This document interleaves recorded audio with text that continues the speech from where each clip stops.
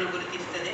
ಲೋಕಸಭೆ ಮತ್ತು ರಾಜ್ಯ ಶಾಸಕಾಂಗ ಸಭೆಗಳಲ್ಲಿ ಮಹಿಳೆಯರಿಗೆ 1/3 ಮೀಸಲಾತಿ ನೀಡುವ ಈ ನಿಬಂಧನೆಯು ಪ್ರಾತಿನಿಧ್ಯವನ್ನು ಹೆಚ್ಚಿಸುವುದಕ್ಕೆ ಸೀಮಿತವಾಗಿಲ್ಲ, ಆದರೆ ನೀತಿ ನಿರೂಪಣೆಯಲ್ಲಿ ಹೆಚ್ಚು ಸಮಗ್ರ, ಸೂಕ್ಷ್ಮ ಮತ್ತು ಪರಿಣಾಮಕಾರಿಯಾಗಿ ಮಾಡುವ ಕಡೆಗೆ ಒಂದು ಸಮರ್ಥ ಉಪಕ್ರಮವಾಗಿದೆ. ಇದರ ಆರಂಭಿಕ ಮತ್ತು ಪರಿಣಾಮಕಾರಿ ಅನುಷ್ಠಾನವು ಮಹಿಳೆಯರನ್ನು ನೀತಿಯ ಫಲಾನುಭವಿಗಳು ಇಂದ ನೀತಿ ರೂಪಿಸುವವರು ಆಗಿ ಪರಿವರ್ತಿಸಲು ದಾರಿ ಮಾಡಿಕೊಡುತ್ತದೆ ಮತ್ತು ಇದು ಅಭಿವೃದ್ಧಿ ಹೊಂದಿದ ಭಾರತವನ್ನು ನಿರ್ಮಿಸುವ ಮೂಲಾಧಾರವಾಗುತ್ತದೆ. ಈ ಕಾಯ್ದೆಯನ್ನು ಅನುಷ್ಠಾನಗೊಳಿಸುವ ದೊಡ್ಡ ಪ್ರಯೋಜನವೆಂದರೆ ಆಡಳಿತದ ಆದ್ಯತೆಗಳಲ್ಲಿ ಆಳವಾದ ಬದಲಾವಣೆಯಾಗಿದೆ. ನಿರ್ಧಾರ ತೆಗೆದುಕೊಳ್ಳುವಲ್ಲಿ ಮಹಿಳೆಯರ ಭಾಗವಹಿಸುವಿಕೆ ಹೆಚ್ಚಾದಂತೆ ಶಿಕ್ಷಣ, ಆರೋಗ್ಯ, ಪೋಷಣೆ, ಭದ್ರತೆ ಮತ್ತು ನೀರು ನೈರ್ಮಲ್ಯದಂಥ ವಿಷಯಗಳು ಹೆಚ್ಚಿನ ಆದ್ಯತೆಯನ್ನು ಪಡೆದುಕೊಳ್ಳುತ್ತದೆ. ಸ್ಥಳೀಯ ಸಂಸ್ಥೆಗಳಲ್ಲಿ ಮಹಿಳಾ ಮೀಸಲಾತಿಯ ಅನುಭವವು ಮಹಿಳಾ ಪ್ರಾತಿನಿಧ್ಯವು ನೀತಿಗಳನ್ನು ಹೆಚ್ಚು ಸಾರ್ವಜನಿಕ ಸ್ನೇಹಿ ಮತ್ತು ಪರಿಣಾಮಕಾರಿಯಾಗಿ ಮಾಡುತ್ತದೆ ಎಂದು ಈಗಾಗಲೇ ತೋರಿಸಿದೆ. ಇದೇ ಪರಿಣಾಮವು ಈಗ ಸಂಸತ್ತು ಮತ್ತು ಶಾಸಕಾಂಗ ಸಭೆಗಳ ಮಟ್ಟದಲ್ಲಿ ಗೋಚರಿಸುತ್ತದೆ. ಅಭಿವೃದ್ಧಿಯನ್ನು ಹೆಚ್ಚು ಸಮತೋಲಿತ ಮತ್ತು ಸಮಗ್ರವಾಗಿಸುತ್ತದೆ. ಕಳೆದ ದಶಕಗಳಲ್ಲಿ ಈ ಬದಲಾವಣೆಗೆ ಹಿನ್ನೆಲೆಯನ್ನು ಹಾಕಲಾಗಿದೆ. ಪ್ರಧಾನಿ ನರೇಂದ್ರ ಮೋದಿಯವರ ನೇತೃತ್ವದಲ್ಲಿ ಮಹಿಳಾ ಸಬಲೀಕರಣವನ್ನು ಸಮಗ್ರ ಮತ್ತು ಜೀವನ ಚಕ್ರ ದೃಷ್ಟಿಕೋನದಿಂದ ರೂಪಿಸಲಾಗಿದೆ. ಬೇಟಿ ಬಚಾವೋ ಬೇಟಿ ಪಢಾವೋ ಅಭಿಯಾನವು ಸಾಮಾಜಿಕ ಗ್ರಹಿಕೆಯನ್ನು ಸಕಾರಾತ್ಮಕ ಬದಲಾವಣೆ ತಂದಿದೆ ಮತ್ತು ಮಾಧ್ಯಮಿಕ ಹಂತದಲ್ಲಿ ಹುಡುಗಿಯರ ದಾಖಲಾತಿ ಪ್ರಮಾಣ 80.2% ತಲುಪಿದೆ. ಸುಕನ್ಯಾ ಸಮೃದ್ಧಿ ಯೋಜನೆ ಅಡಿಯಲ್ಲಿ 46 ಮಿಲಿಯನ್ಗಿಂತಲೂ ಹೆಚ್ಚು ಖಾತೆಗಳನ್ನು ತೆರೆಯಲಾಗಿದೆ.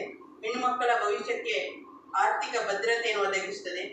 ಉನ್ನತ ಶಿಕ್ಷಣ ಮತ್ತು ತಾಂತ್ರಿಕ ಕ್ಷೇತ್ರಗಳಲ್ಲಿ ಮಹಿಳೆಯರ ಭಾಗವಹಿಸುವಿಕೆಯಲ್ಲಿ ಸ್ಥಿರವಾದ ಹೆಚ್ಚಳವು ಈ ಬದಲಾವಣೆಯನ್ನು ಸ್ಪಷ್ಟವಾಗಿ ಪ್ರತಿಬಿಂಬಿಸುತ್ತದೆ.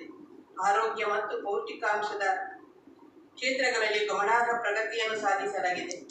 ಪ್ರಧಾನಮಂತ್ರಿ ಮಾತೃವಂದನಾ ಯೋಜನೆ ಮೂಲಕ 42.7 ಮಿಲಿಯನ್ಗಿಂತಲೂ ಹೆಚ್ಚು ಮಹಿಳೆಯರು ಪೋಷಕಾಂಶದ ಬೆಂಬಲವನ್ನು ಪಡೆದಿದ್ದಾರೆ. ಪೋಷಣ್ 2.5 ಅಡಿಯಲ್ಲಿ 1.4 ಮಿಲಿಯನ್ಗಿಂತಲೂ ಹೆಚ್ಚು ಅಂಗನವಾಡಿ ಕೇಂದ್ರಗಳ ಮೂಲಕ ಸೇವೆಗಳು 89.7 ಮಿಲಿಯನ್ ಫಲಾನುಭವಿಗಳನ್ನು ತಲುಪಿದೆ.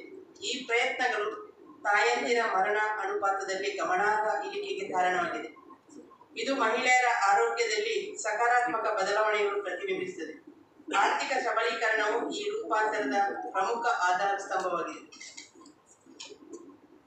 ಪ್ರಧಾನಮಂತ್ರಿ ಧನ್ ಯೋಜನೆಯಡಿಯಲ್ಲಿ 322.9 ಮಿಲಿಯನ್ ಮಹಿಳೆಯರು ಬ್ಯಾಂಕಿಂಗ್ ವ್ಯವಸ್ಥೆಗೆ ಸಂಪರ್ಕ ಹೊಂದಿದ್ದು ಆರ್ಥಿಕ ಸೇರ್ಪಡೆಗೆ ಹೊಸ ಪ್ರಚೋದನೆಯನ್ನು ನೀಡುತ್ತಿದ್ದಾರೆ.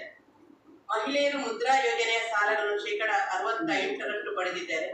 ಆದರೆ 100 ಮಿಲಿಯನ್ಗಿಂತಲೂ ಹೆಚ್ಚು ಮಹಿಳೆಯರು ಸ್ವಸಹಾಯ ಗುಂಪುಗಳ ಮೂಲಕ ತಮ್ಮನ್ನು ತಾವು ಸಂಘಟಿಸಿಕೊಂಡು ಸ್ವಾವಲಂಬನೆಯತ್ತ ಸಾಗುತ್ತಿದ್ದಾರೆ.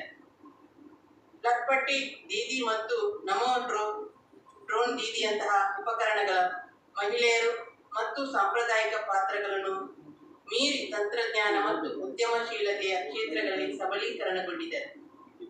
ಮಹಿಳೆಯರ ಜೀವನದಲ್ಲಿ ಘನತೆ ಮತ್ತು ಅನುಕೂಲತೆಗಳನ್ನು ಖಚಿತಪಡಿಸಿಕೊಳ್ಳಲು ವ್ಯಾಪಕ ಕ್ರಮಗಳನ್ನು ತೆಗೆದುಕೊಳ್ಳಲಾಗಿದೆ. ಪ್ರಧಾನಮಂತ್ರಿ ಆವಾಸ್ ಯೋಜನೆಯು ಮಹಿಳೆಯರಿಗೆ ಮನೆ ಮಾಲೀಕತ್ವವನ್ನು ಒದಗಿಸುತ್ತದೆ.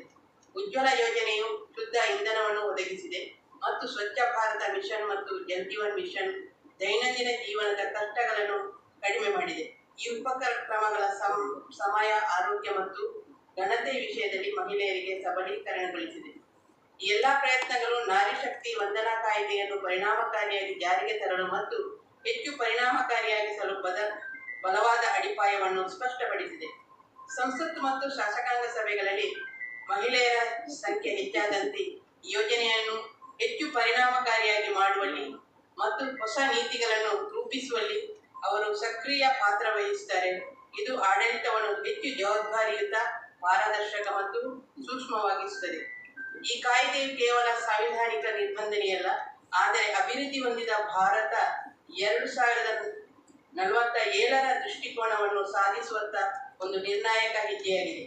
ಮಹಿಳೆಯರು ನಾಯಕತ್ವದ ಪಾತ್ರಗಳಿಗೆ ಮುನ್ನಡೆದಾಗ ಅಭಿವೃದ್ಧಿ ಪ್ರಕ್ರಿಯೆಯು ಹೆಚ್ಚು ಅಂತರ್ಗತ, ಸಮತೋಲಿತ ಮತ್ತು ಸುಸ್ಥಿತವಾಗಿರುತ್ತದೆ. ಪ್ರಧಾನಮಂತ್ರಿ ನರೇಂದ್ರ ಮೋದಿ ಅವರು ಮಹಿಳಾ ನೇತೃತ್ವದ ಅಭಿವೃದ್ಧಿ ಪಾತ್ರ ಭಾರತವನ್ನು ಹೊಸ ಎತ್ತರಕ್ಕೆ ಕೊಂಡೊಯ್ಯಬಹುದು ಎಂದು ಸ್ಪಷ್ಟವಾಗಿ ಹೇಳಿದ್ದಾರೆ. ನಾರಿ ಶಕ್ತಿ ವಂದನಾ ಕಾಯ್ದೆಯ ಅನುಷ್ಠಾನವು ಈ ದೃಷ್ಟಿಕೋನವನ್ನು ಸಾಕಾರಗೊಳಿಸುವಂತಹ ಒಂದು ಐತಿಹಾಸಿಕ ಉಪಕ್ರಮವಾಗಿದ್ದು, ಇದು ಮುಂಬರುವ ದಿನಗಳಲ್ಲಿ ಭಾರತದ ಪ್ರಜಾಪ್ರಭುತ್ವ ಮತ್ತು ಅಭಿವೃದ್ಧಿ ಮಾದರಿಯನ್ನು ಮತ್ತಷ್ಟು ಬಲಪಡಿಸುತ್ತದೆ.